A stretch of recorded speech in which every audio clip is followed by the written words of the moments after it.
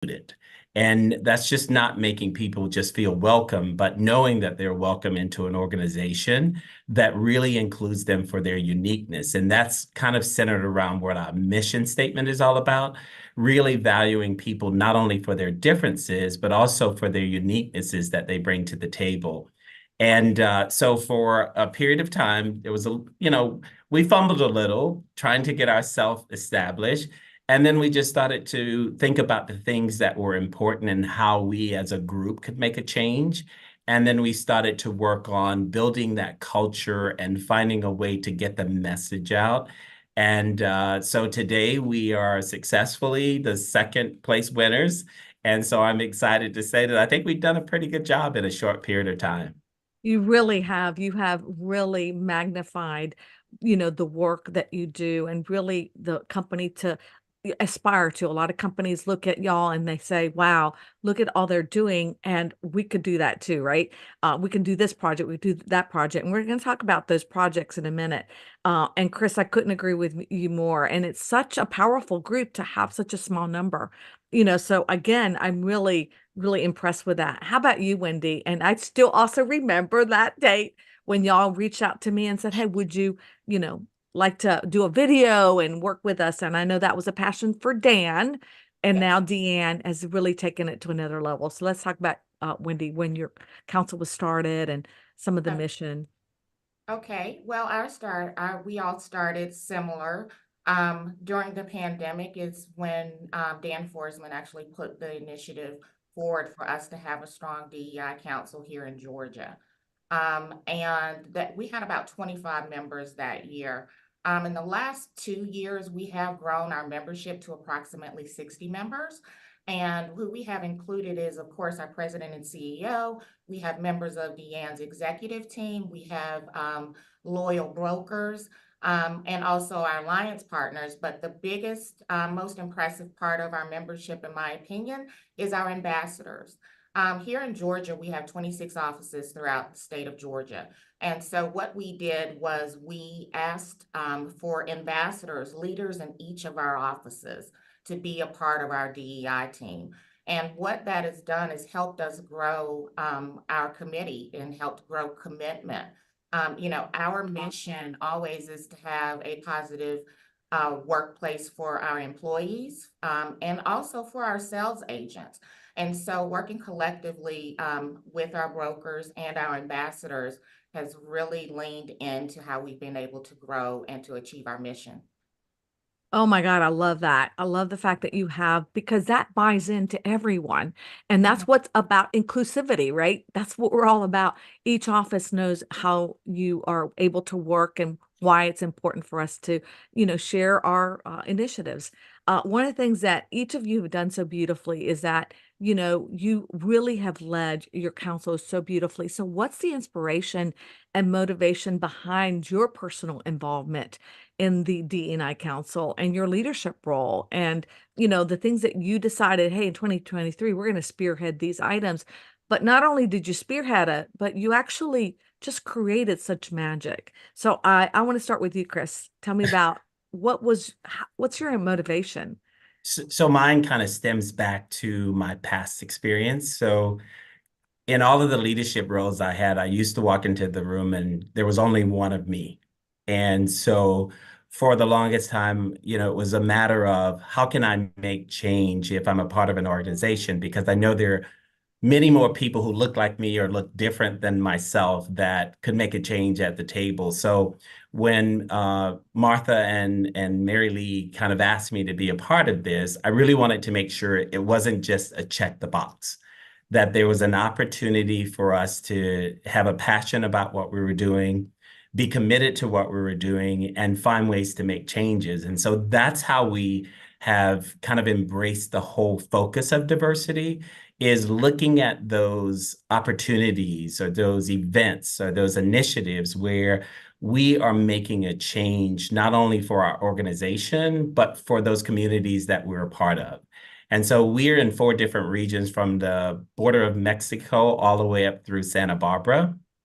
And so in the development of our Impact Council, we wanted to make sure that we had a presence in each one of our regions. And so for me, it was having people a part of the council who wanted to be there and who had a passion about not only making a change, but understanding how and what that change looked like, and making sure that the initiatives that we were focused on were really going to drive some kind of change. And I know you'll get into some of those in later on, but really fostering an environment where people wanted to and understood what it meant to be a diverse organization. And we've got a long way to go.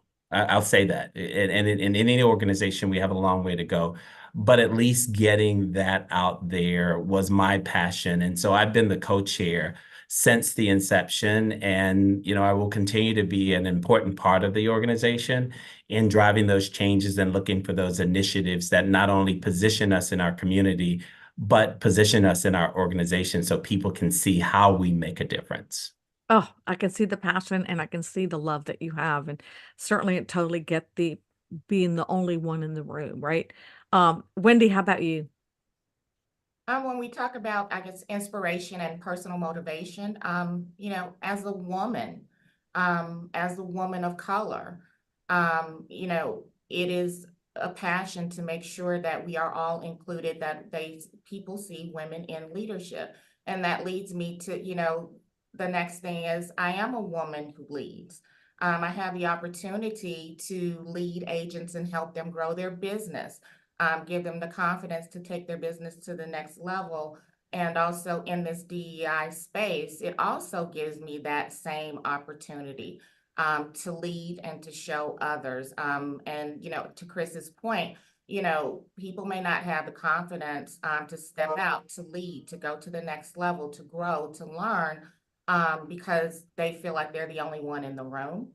And on this platform, it is my pleasure to lead all of our agents, in that diversity space of making everyone feel included, no matter what your differences are. And so to be in front of our agents every month is my inspiration, to share with them the opportunity to be a part of Berkshire Hathaway and to show them that we are an all-inclusive company. To make everyone feel comfortable is just really my personal goal. Oh gosh, that's great and so beautiful. And of course, now with Deanne Golden at the helm, women, just really empowering other women, I think is amazing. Yes. And the fact that you have done such great work, taking it to the next level, because Rashida McLean, we have to give her shout out as well. Was the first leader in your group and took it Yes. to a level, and you've done such a great job and really focusing on all the companies and making sure that everyone feels included. Jamar, there's no doubt, I know you are a born leader because you have, the fact that you approached, Greg and said, let's do this. That's what you did with me, right? So tell me what inspires you to continue on this work and what's your takeaway with what you've done in the D&I space? I think for me, it's really getting honest about my life's journey, how I grew up, how I was raised, the spaces that I was in, and actually, it's really being feeling comfortable, being uncomfortable in those spaces, right? If that makes any sense, right? Standing out, because I think in all of our work, and I can echo a lot of things that Chris and Wendy said, representation really matters, right? So when you get in these spaces, how do you impact them? How do you leave your legacy behind for others to follow? And I think for me, what fuels me is making sure that I'm a perspective for our community in a leadership form, so they can see it, right? Seeing is believing. I think creating inclusive spaces, this should just be something we're all used to right now, but unfortunately, we have to work really hard for people that aren't used to it to get used to having different points of view. And I know we focus here, as I see all these beautiful faces of color on this chat, right? But that's just one dimension of diversity. What about those hidden dimensions as well of diversity? That's where I really champion those spaces, because I think it's very easy to say, we see why Jamar's leading this initiative for Edina Realty, being a leader of color. And by the way, I think I'm one of the first leaders at my level of color. And I'm happy to say that we all know Jackie Berry very well. She just was announced yesterday as one of our brokers at our downtown office. So, once you get that foot in the door, how do you open it up for others? And that's really what my mission really is about. And it fostered at every office level as well, that awareness of representation, but just creating more inclusive spaces and really doing small things like, do you got closed captioning on when you're doing your meetings?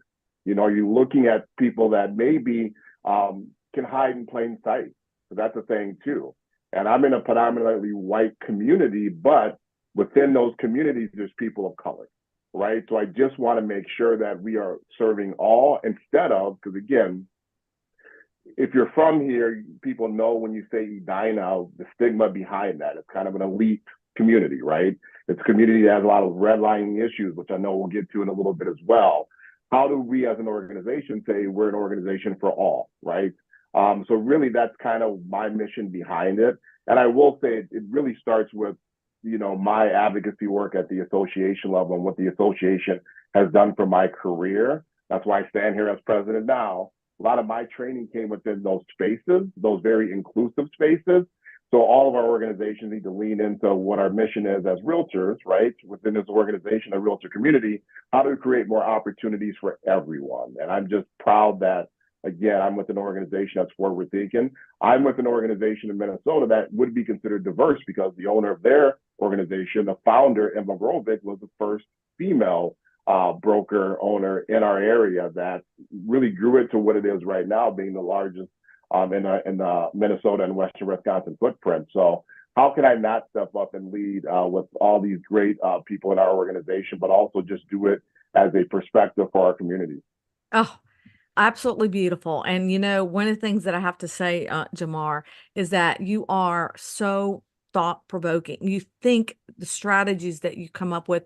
And when I got into this role, you and Greg said, "Hey, Teresa, we would like to see," because I know there's diversity councils that meet, independently. Let's get together once a month or quarterly, whatever, to exchange ideas. And so I have to give you and Greg kudos because I had thought about doing it after the Belonging Council, but I thought, oh, is that too much? Are people going to have the time? And I absolutely love our meetings. They're called diversity meets. We meet once a month and we bring in speakers. But tell me, what's your one takeaway? What do you get out of it that you feel like it's such a huge thing for others to also be able to get involved with? Because we want to influence others and impact and realize how important this diversity meets community is. Wendy, I'll start with you. One of the things that I get out of our monthly meetings, it's honestly a sense of comfort. The time that you take to bring initiatives to all of us across the network each month is very powerful. And when I'm on those calls, and a lot of our other associates are on also, the takeaway, your involvement in every community, showing us the heritage months, showing us the opportunities we have to participate in conferences across the network that are all diverse. And the difference is Berkshire Hathaway HomeServices is represented at each one. That's a powerful statement. Also, too, you really encourage us to push the envelope, to push in our offices. I get that encouragement every month of how can we get this information in front of our brokers? How can we get it in front of our associates? And so we take that information each month and we share it, like I said, with our ambassadors. Our president and CEO, Deanne Golden, and I, we, discuss initiatives that you share with us. So, it definitely keeps us motivated and it keeps us moving forward. And I think it definitely makes us stronger.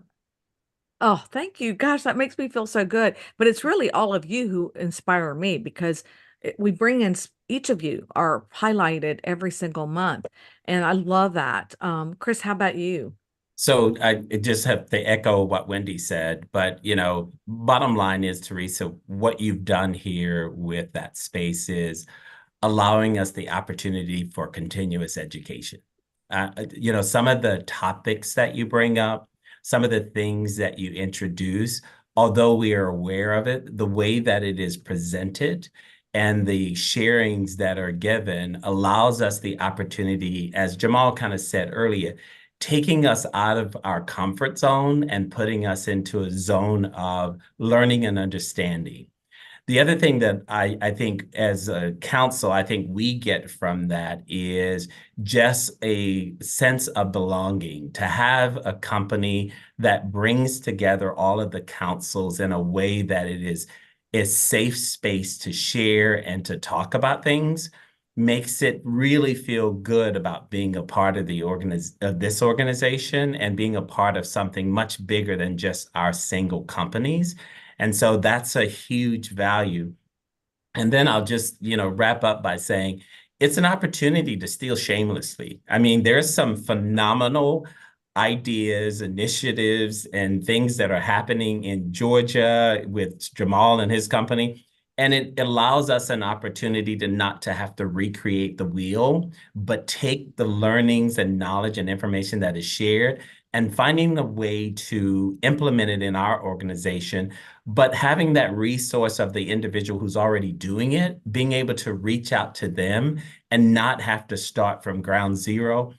That's within itself is the opportunity that will help us grow all of our impact councils and eventually and ultimately grow our company.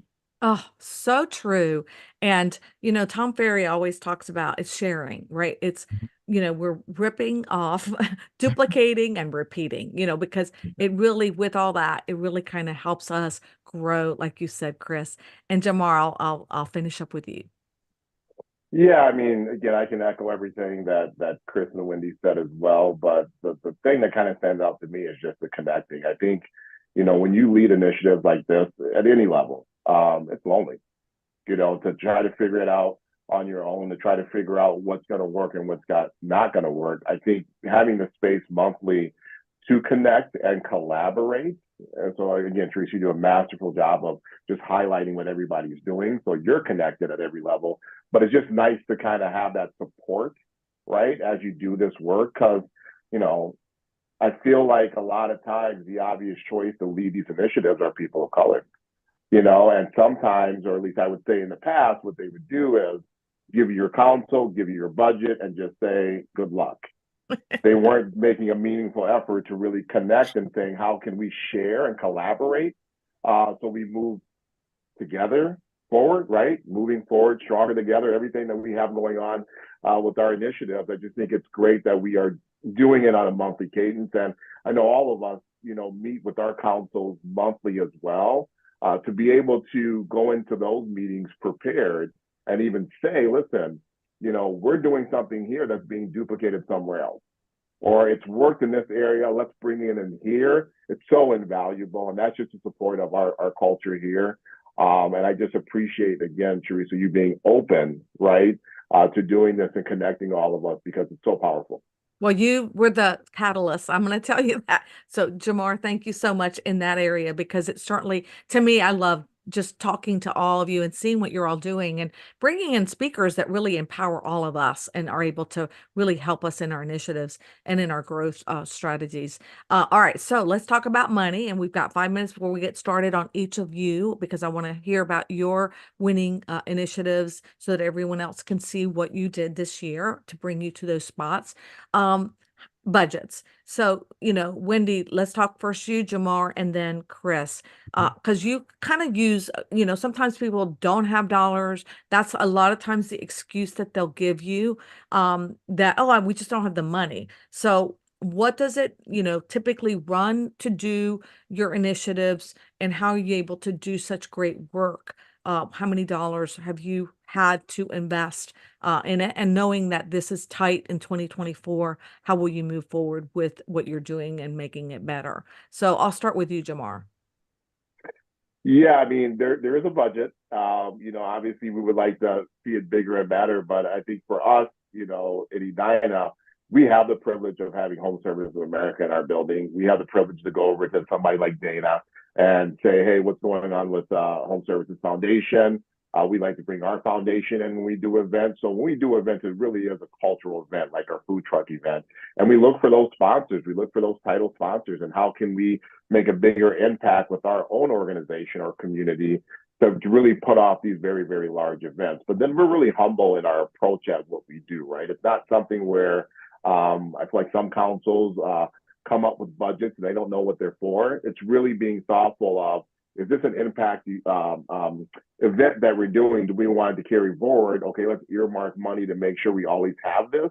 And then what other title events or signature event do we want to do featured from our DIT? But really, it is the collaboration with our foundation, because we think we really goes hand in hand, and really reaching out to some of our associations and saying, hey, do you want to be a part of our event? Do you have a budget to be a title sponsor? Just so our community can thrive off of us taking it to the next level. And then being strategic about where we do our events at. Sometimes doing them out in the park makes more sense than going to a hotel conference room. Sometimes using our spaces and broadcasting events saves us a little bit of money, or making sure that we have representation at our title events that our companies do, like our expo. Last week, we had an awesome DIT booth. We were able to highlight all of our initiatives and our third place finish as well, and engage our members that way. But it's really just collaborating with people within our community to really make impactful events for our organization and our community.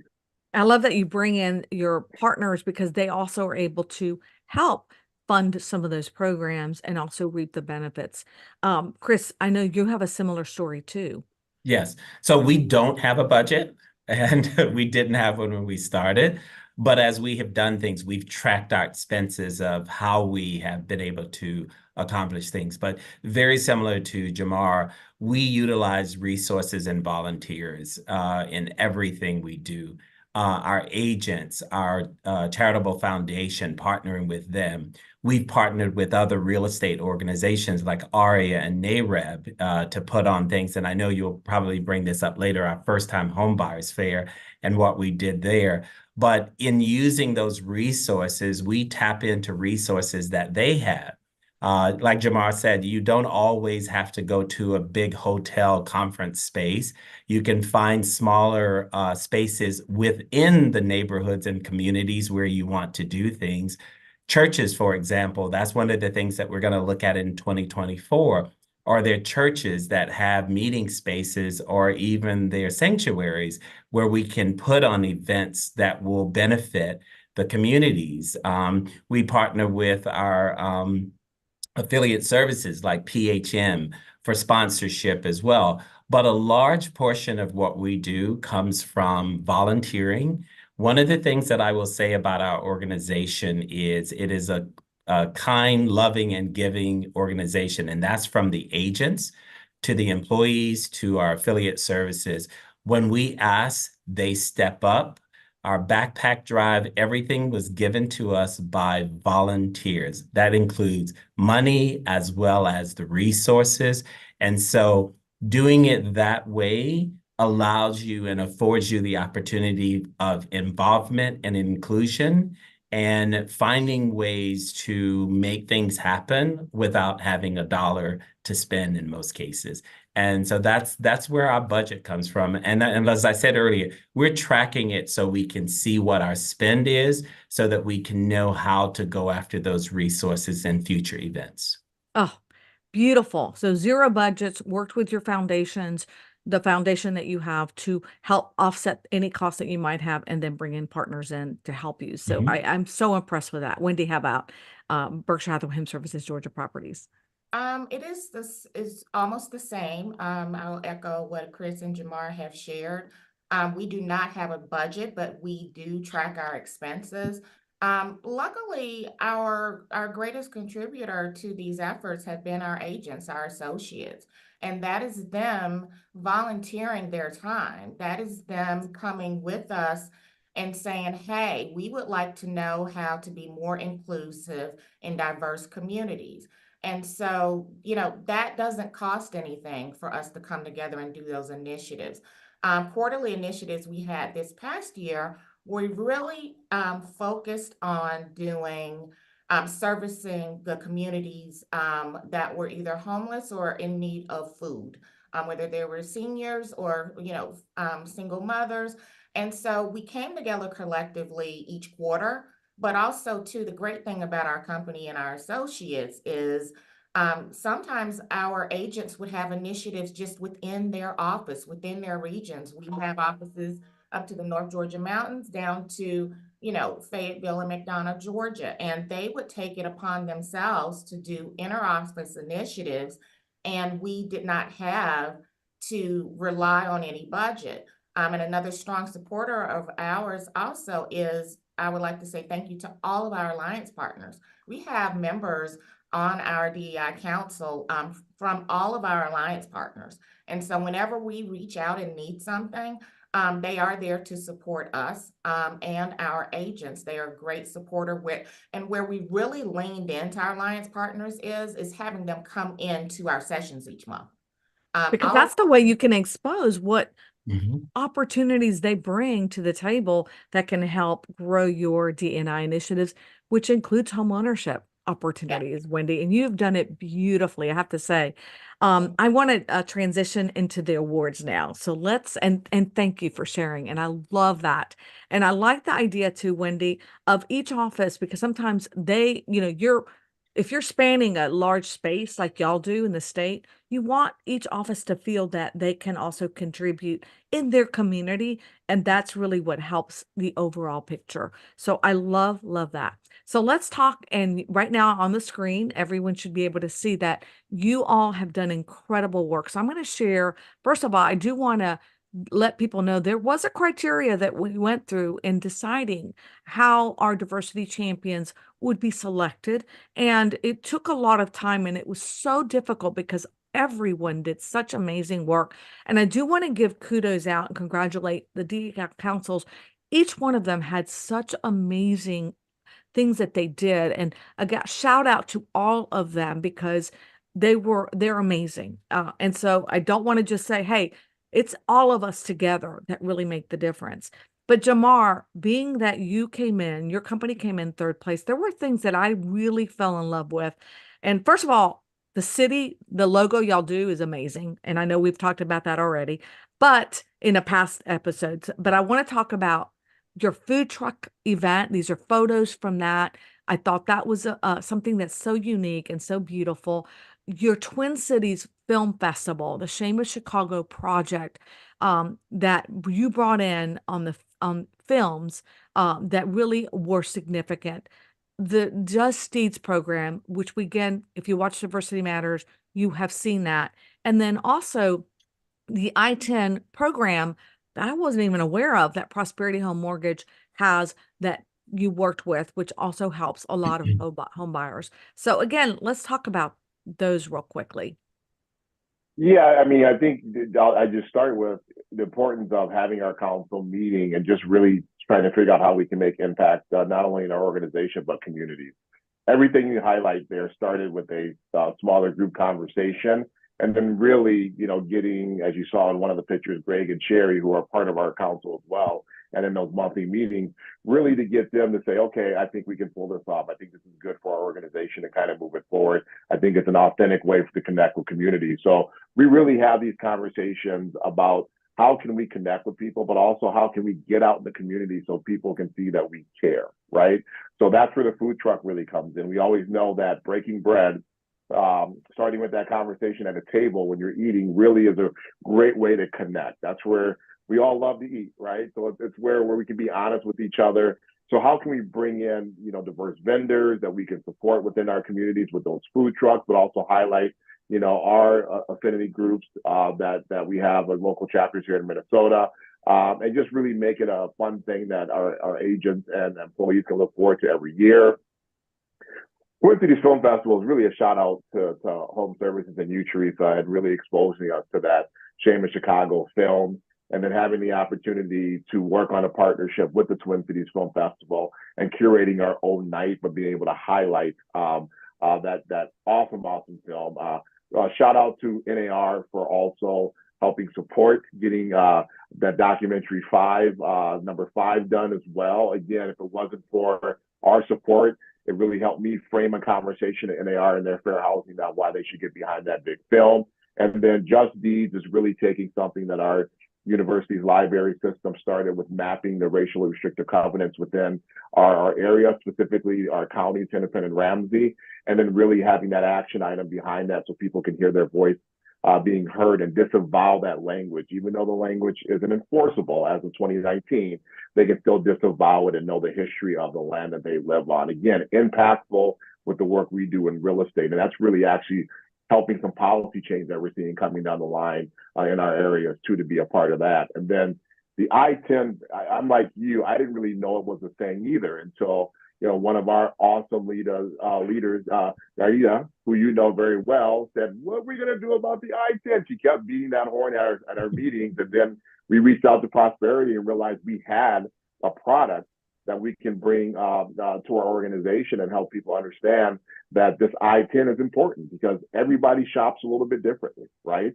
We're working on right now on how to really get around Sharia financing. That's going to be something else that we're going to be working on, because we do have the largest Somali population outside of Somalia here in Minnesota, which a lot of people don't know. So how do we support that growing community who's been here for about 25 years now too?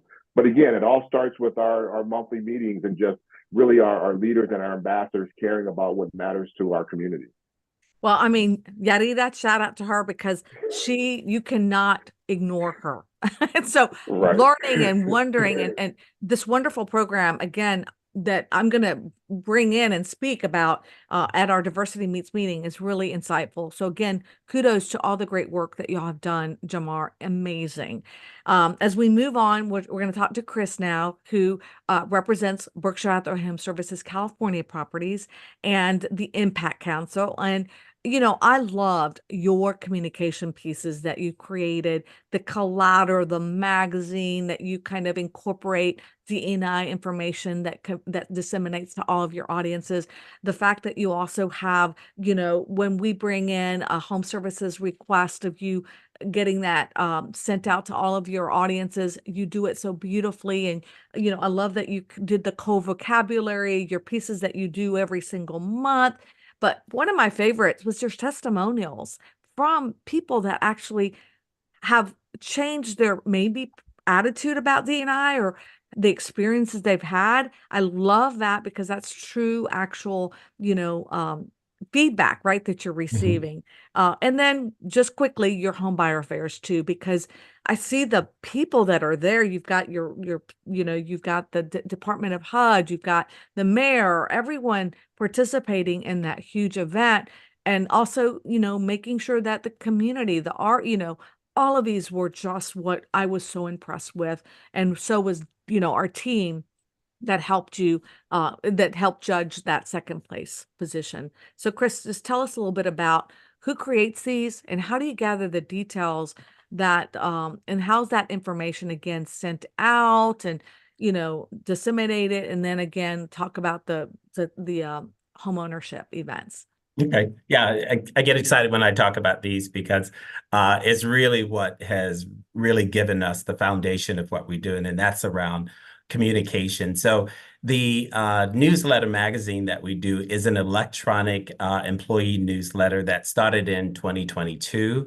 And really it started as a way, we were coming back from COVID, wanting to try to connect employees and understand, you know, how people feeling a little bit more about people. And so I have to give kudos to Ashley Thomas, who's Martha Mosier's executive assistant, and Christina Collignon, who's in our marketing department, director of marketing.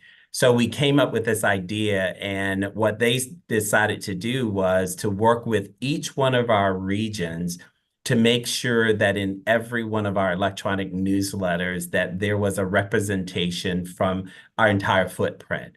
And so it gave us an opportunity to not only share information about the community or the area where our offices were, but also about our employees. And so it became this spotlighting on employees and spotlighting on understanding more about the skills and the background of our employees, which we found a way to start connecting. And then we also use that newsletter as a platform for a regular communication about DE&I and the Impact Council, what we were doing, what we were about, information that we wanted to focus on and get out to employees so that they felt connected as to what we were doing and the main reason and the impact of what we were doing. So the bulletin has become something that is done every two months. And we also have them printed out and put in the offices for individuals to take a look at. But then I'll switch over to Teresa. I think you were talking about the communication pieces that we do as it relates to holidays and events and messaging.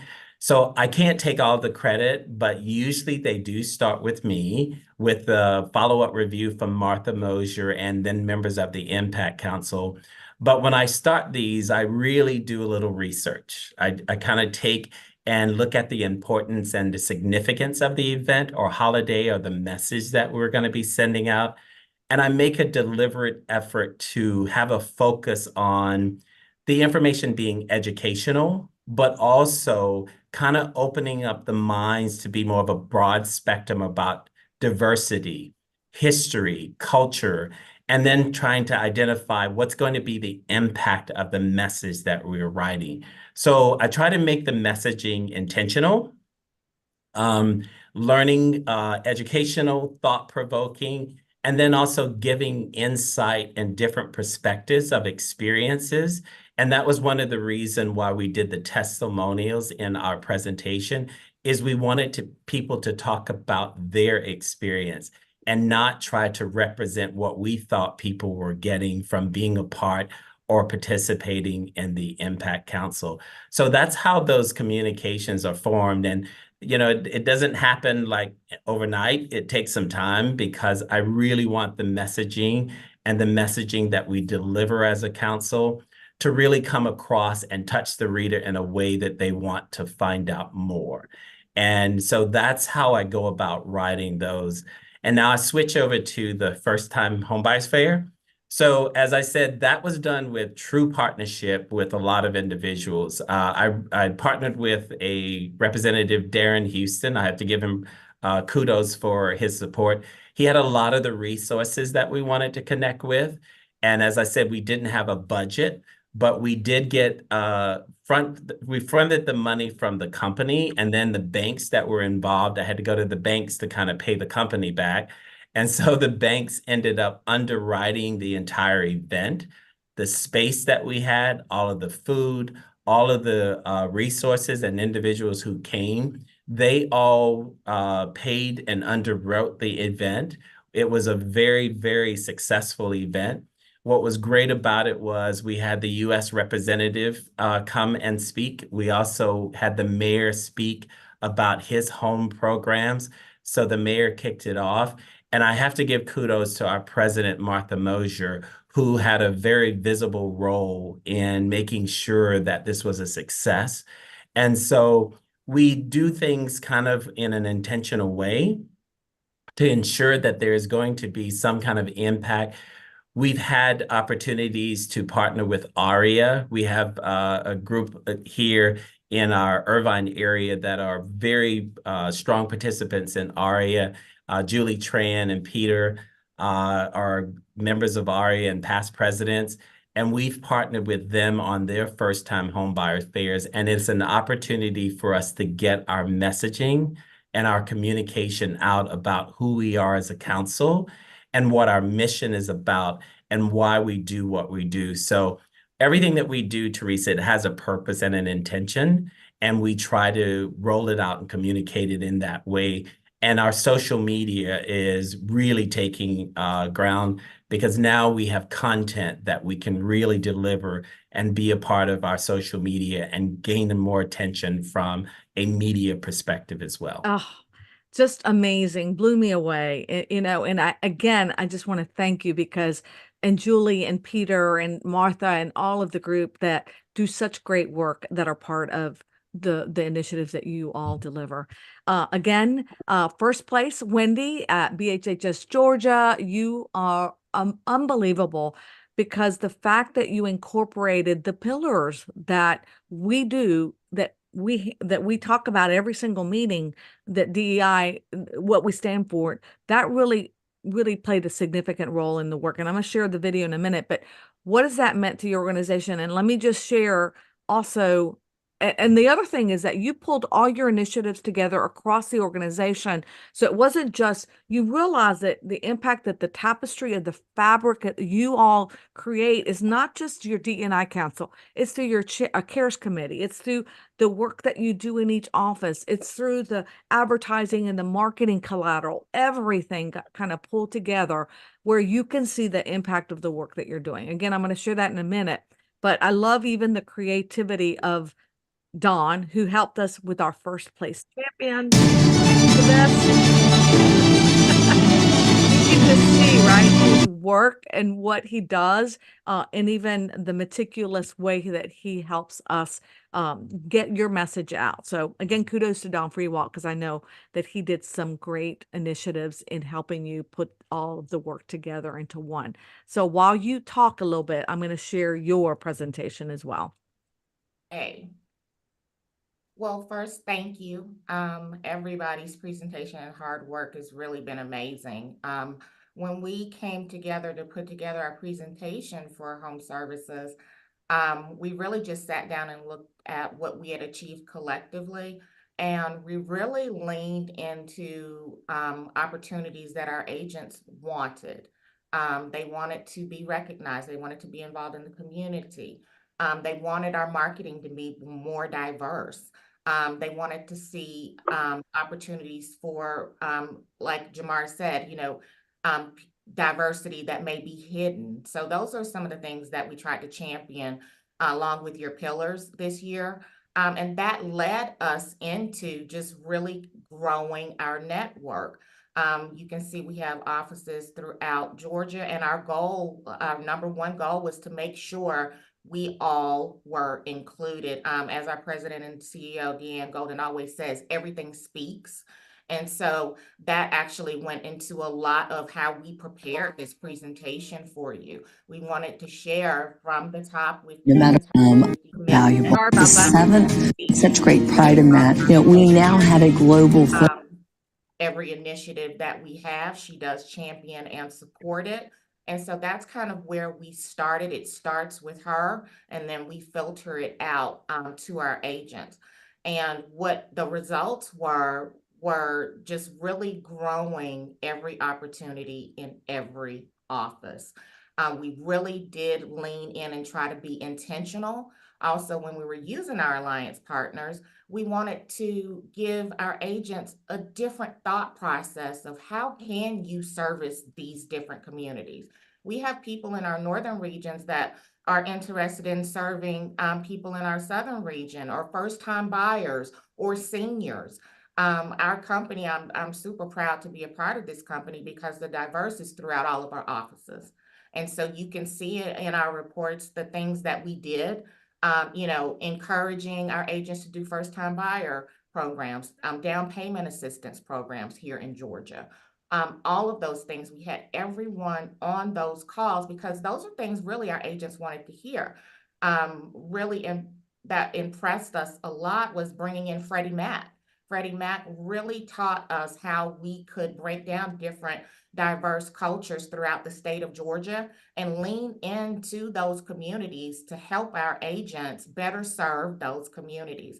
So that's collectively what we did this year. We leaned into, of course, volunteering and community service, but we really leaned into how we could help our associates become more diverse agents also, because that's where we are. And that is the beauty of being a part of this company. And Wendy, I'm just going to run through so people can see it, not touch it all, but just quickly some of the award-winning initiatives that I thought were so Good morning, team. amazing. I'm Gino Blafari, CEO y'all of did, HomeServices of America. And again, today, on behalf, we had so much going on. So let me go back. Bear with me here while I see if I can do this where it'll show it. And if not, you can find the presentation online. But I will tell you the biggest thing that y'all did, you did not just it wasn't, it's the pillars. It was also the fact that you had, programs for veterans, for aging in place, for, you created, your alignment and participation with a university and created a mentorship program where you had 3 interns come in. And from what I learned from Deanne Golden, who is the CEO, you had them translate your documents into their languages that are really very dominant in your marketplace. So using their talents to help you create another program that would help, others see the impact and help in homeownership was something else that I thought was very thought-provoking and well done. You also had such incredible force with all of your programs and all the agents' involvement. In addition to that, I love that you also created all the your website, your Facebook page. Each office has a banner that talks about D&I. You have it on TV, on the monitors. So people are constantly aware there's a council that they can join that provides them the inclusivity that we all seek for. So again, kudos, phenomenal work. And I know that your councils have to be so proud of the work that you all have done. So tell me, how has been recognized as, diversity champions impacted your councils? And I'll start with you, Jamar. Honestly, it's just being able to be a part of this great organization and knowing that we're not out here doing it alone. I think that's the biggest impact of being a champion. I know you're just featuring the 3 and you highlighted some of the others, but just knowing that we're a part of a larger community that's out here doing this, I think that's been the biggest impact for us. We always believe here, we just want to move things forward. So knowing that we have a community that like-minded people understanding how important this mission is, I think that's the impact, again, Teresa, you've made, right, to us, and creating this award just shows us that it matters, right? This really does, diversity matters. It really does matter, right? So I just appreciate, again, all that you do, and we're just so happy and honored to be able to be a part of this bigger mission. Oh, thank you, Jamar. And again, kudos. Chris, how about your group? I know you guys, are so pumped up. Well, Competitive nature too of each I of think you. Jamar said it best, it's just, gives us that platform that we need and the space that we need to know that we're doing the right things. But I'm just going to say, I know for our council, it really lit a fire in us because we want to be number 1 and we weren't. So we'll take number 2, but Wendy, we're coming for you. But also it's also given us, Teresa, what you've done with Diversity Matters as well as with, our monthly diversity meetings is really giving us, as Jamar said, an opportunity to open our eyes to so many things that we can do. There's so many great things that are happening in Georgia and in all of the areas that have diversity councils, and being able to learn from them and have opportunities to take those things that they're doing and use those or find ways to incorporate them into what we want to do and how we've done it and not have to recreate it from the beginning.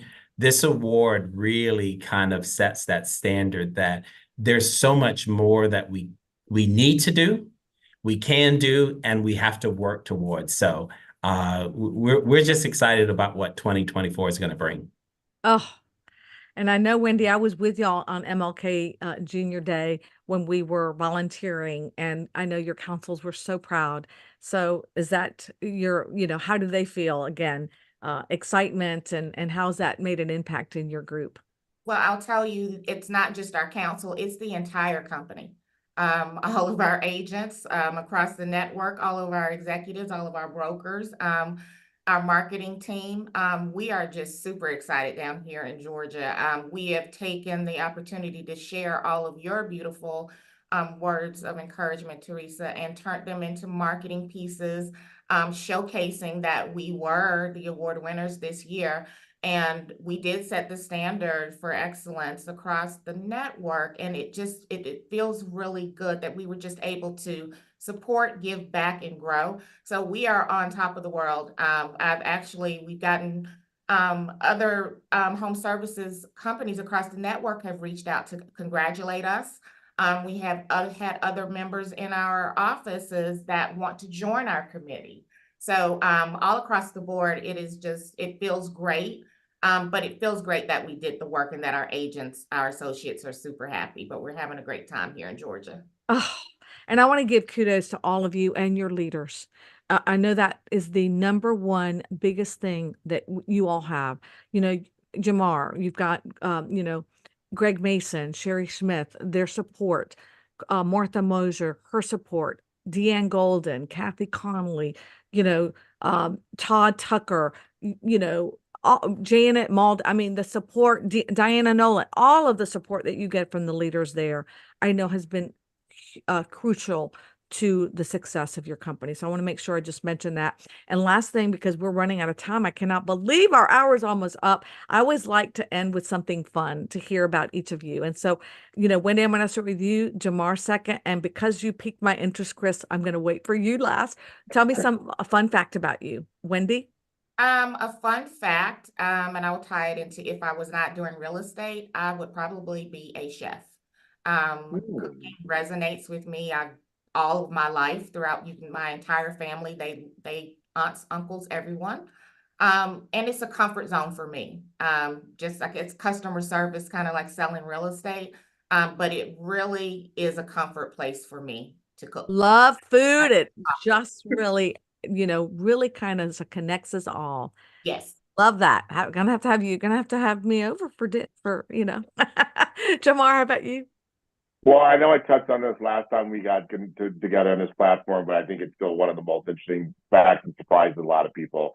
I'll stay on the theme that Wendy had. If I wasn't doing real estate, I would be leading my clothing line that I still to this day own, Underground Music and Fashion. Shout out to Matt Myers and James Houston, my partners who started that back very young.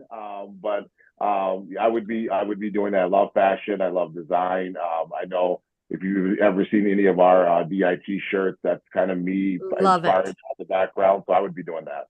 Oh, love it. Can't wait. So we're going to put your design company on the information so people can access it. How about you, Chris? So Wendy, I'm going to reach out to you for a good recipe. Jamal, listen, I'm ready for my new wardrobe. So I'm going to reach out, but I'm going to take it in a different direction. So if I wasn't doing real estate, I'd probably, because this is something that has been a passion of mine since I was young, I always wanted to be a professional dancer, except for the fact that I have grown too tall and my body doesn't allow me to do the things that I used to do. But I get lost in music. It was nothing for me. I'm going to take you back when I was younger, to go into a club and find a speaker to get on top of and just lose myself in the music. So I absolutely love music and I love dancing. So I'm probably not going to be able to live that down here now that I've disclosed that for the world. But yeah, I still love to do it. I'm pretty good at it, but I don't do it as much as I used to. And that was my happy place. Well, Chris, we're definitely going to have to do I love music, as y'all know, and love to dance. So definitely going to have to join you there. So thank you. Thank you so much for all of your participation. It's so clear to see how your leadership is really the secret sauce to your company's success, and that you have also recognized that alone we can do so little, but together we can do so much. And I love that quote. And that concludes another insightful episode of Diversity Matters, highlighting your exceptional diversity champions. A special thanks to you, Jamar, Chris, and Wendy, for taking the time to share the great work that you're doing within your companies with all of us so that we can also try to duplicate them. A big thank you to all of you for being part of the Diversity Matters journey out there in our audience, and all the councils that really did the work. And I want to make sure that if you want to catch up to previous episodes, stay tuned for future ones. Be sure to log on to diversitymattersseries.com. You can find all of our episodes archived there. You can also subscribe to our YouTube channel. So join me next month on February 28th, where we're going to connect with another great group of leaders And remember, your support is what fuels our mission, and together we can continue to foster a more inclusive world. Until next time, remember, diversity matters. Bye-bye, everyone. Lisa? Thank you, Thank you so Teresa. much. Bye-bye.